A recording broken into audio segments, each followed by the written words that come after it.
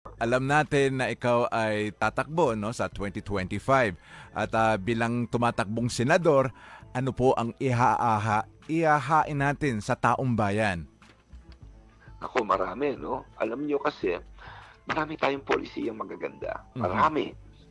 Pero ang nag-iimplementa nito ang nasyonal, ibig sabihin ng nasyonal po, yung nasyonal pamahalaan, ang presidente nito, let's say, Department of Health, ah, at iba-ibang departamento 'no, at ang mga mayor, governor, ang lokal na pamahalaan.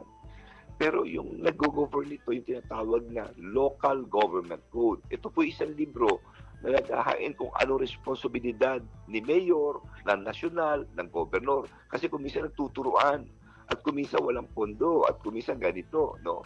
So, yan pong libro na yan ay 31 years na.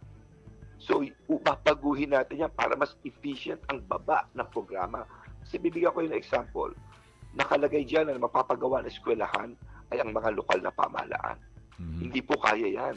No? In fact, Oo. ang DepEd na sumusuporta ngayon, dapat ang national diyan. Pangalawa, yung tinatawag na tertiary hospital. Nagkaling tayo sa COVID. Yung iba sa atin nagkasakit at Mhm. kailangan ng intubation. Mhm. Ang kakaroon po yan ng tertiary hospital. Nasa local government code na magpapagawa ng ospital, hindi ang Department of Health, kundi si Governor. Pero hindi lahat ng probinsya mayaman. Eh paano kung walang pera yung probinsya? Kawawa naman yung mga sinasakupan. Walang ospital. No?